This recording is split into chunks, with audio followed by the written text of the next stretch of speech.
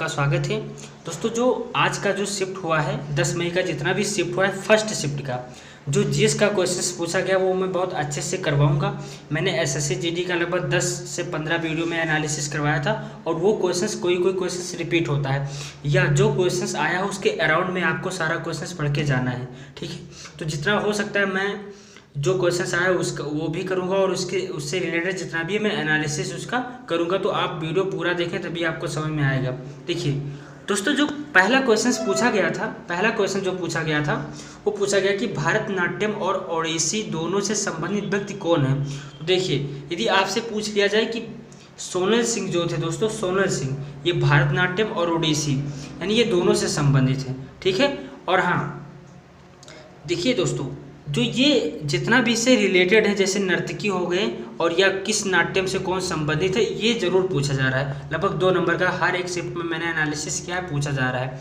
ठीक है, तो आप इसको पढ़ लें और जो इम्पोर्टेंट है वो मैं करवा दूंगा। ठीक है, उस वीडियो में मैं लगभग पूरा अच्छे से पीडीएफ बना लिया हूँ, उसको मैं पढ़ा दूंगा। तो पहला क्वेश्चन हमारा है कि भरतनाट्यम और ओडिसी किससे संबंधित है, तो सोनल माल है इससे संबंधित। ठीक है दोस्तों, और हाँ अगला क्वेश्चन हमारा है, देखिए आप यहाँ से कुछ पुस्तक पूछे जा रहे हैं तो आपको वो पुस्तक थोड़ा हिस्ट्री का पुस्तक याद कर लेना है, जो करंट पुस्तक है उसको याद कर लेना है। ठीक है, और बाकी जो प्रीवियस ईयर जितना भी पुस्तक है वो आपको याद कर लेना है, तो आप आराम से कर ले जाएंगे। अब ये क्वेश्चन एसएससी एमटीएस में आज 10 को फर्स्ट शिफ्ट में पूछा गया कि the life and the soul at the property पुस्तक के लेखक कौन है, तो ये है माइक गैल। ठीक है, तो दोस्तों the life and the soul of the poverty, ठीक है, तो ये माइक गैल्स हैं, तो इसको आपको ध्यान रखना है। ठीक है, देखिए अब हाँ एक पॉलिटी से क्वेश्चन पूछा गया था कि राज्य सूची से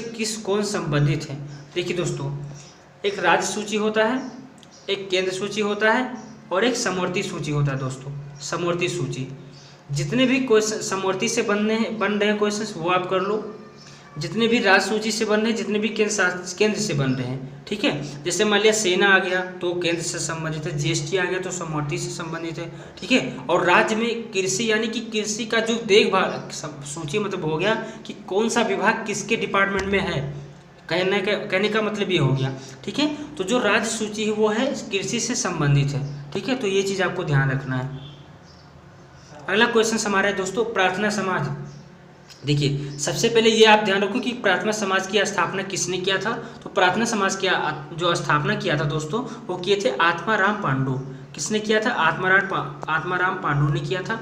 ठीक है दोस्तों, और ये जो स्थापना हुआ था ये मुंबई में हुआ था, ये आपको ध्यान रखना है। ठीक है दोस्त, अगला क्वेश्चन हमारा है कि रोपड़ खेती कहाँ पर उगाई जाती है, मतलब कहाँ पर की जाती है। ठीक है, तो जो रोपड़ की खेती वो उष्णकटिबंधीय क्षेत्र में की जाती है, ये आपको ध्यान रखना है। ठीक है दोस्तों, मैं बता दूं कि आज का जो शिफ्ट है और मैं कोशिश करूंगा कि इंग्लिश का जो सिनोनियम्स एंटोनियम्स फ्रेजल वर्ब पूछा जा रहा है वो भी मैं करवा दूं। बाकी जीएस का शाम को वीडियो पूरा एक क्लियर जितना भी एक वन डे का जितना भी जीएस पूछा जाएगा उसको एक साथ सब करवा देंगे। ये शिफ्ट फर्स्ट का है सिर्फ। ठीक है, तो इसमें क्वेश्चंस कम है। ठीक है, और हाँ देखिए जो अगला है हमारा कि हाल ही में यूपीएससी के नए अध्यक्ष हैं वो कौन बने हैं। दोस्तों जो यूपीएससी के सदस्य हैं मैं बता दूं वो हैं मनोज। ठीक है, मनोज सोनी है, डॉक्टर मनोज सोनी। ये कब अपने ये स्थान ग्रहण किए थे, तो 5 अप्रैल 2022 को स्थान ग्रहण करिए, जो स्थान अपना ग्रहण किए थे। किसके स्थान पर किए थे, तो प्रदीप कुमार जोशी के स्थान पर किए थे, तो ये आपको ध्यान रखना है। ठीक है, अगला क्वेश्चन हमारा है कि तराइन का प्रथम युद्ध कब हुआ था। तो दोस्तों आपको दोनों याद करना है, तराइन का प्रथम युद्ध और तराइन का द्वितीय युद्ध। पहला कब हुआ था, ये 1191 हुआ था, दूसरा 1192 में हुआ था। जो तराइन का प्रथम युद्ध है पृथ्वीराज चौहान और मोहम्मद गौरी के बीच हुआ था। ठीक है, और 1192 तराइन का द्वितीय युद्ध जो हुआ था मोहम्मद गौरी और पृथ्वीराज चौहान को हराया था। देखिए पहले में पृथ्वीराज चौहान ने जीता था और दूसरे में मोहम्मद गौरी ने जीता था, ये चीज़ आपको ध्यान रखना है। ठीक है, अगला है दोस्तों स्वराज मेरा जन्म अधिकार है, ये किसने कहा था, तो ये बाल गंगाधर तिलक ने कहा था। ठीक है दोस्तों, एक और है दोस्तों है मारो फिरंगी को, ये किसने कहा था दोस्तों, तो ये मंगल पांडे ने कहा था। ठीक है, तो ये चीज़ आपको ध्यान रखना। और मैं इससे इंपॉर्टेंट करवा दे रहा हूँ, जैसे कि who lives if India dies. तो ये कौन है, ये इसने बोला था पंडित जवाहरलाल नेहरू ने, ठीक है। साम्राज्यवाद का नाश हो, भगत सिंह ने कहा था। और हाँ, मैं नास्तिक क्यों, एक भगत सिंह ने पुस्तक लिखी थी कि मैं नास्तिक क्यों, तो ये चीज़ भगत सिंह ने लिखी थी, ये भी आपको ध्यान रखना है।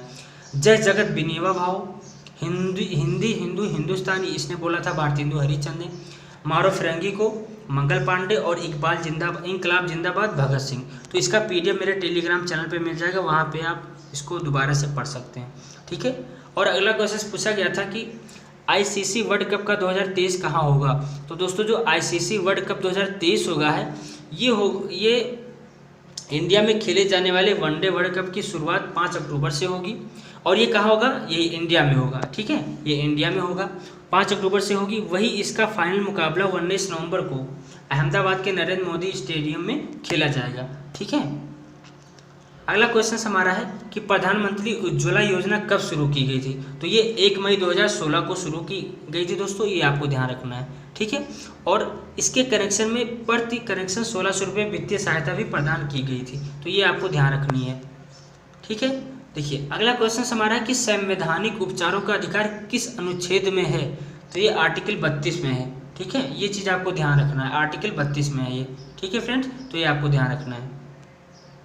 हाँ, और डॉक्टर भीमराव अंबेडकर ने इसको संविधान की आत्मा कहा था, ठीक है, तो ये चीज़ आपको ध्यान रखना है, ठीक है।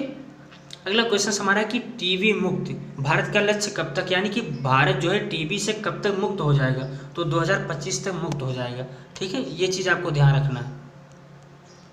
अगला क्वेश्चन हमारा था कि रज पर्व किस महीने में मनाया जाता है। तो ये जून में मनाया जाता है, लेकिन इससे 3 क्वेश्चन बन सकते हैं। रज पर्व नुआखाई, ठीक है, ये कहाँ से है, उड़ीसा से है, ठीक है। धानु यात्रा, रज पर्व, नुआखाई, ये सब उड़ीसा से हैं, ये चीज़ आपको ध्यान रखना है फ्रेंड्स, ठीक है।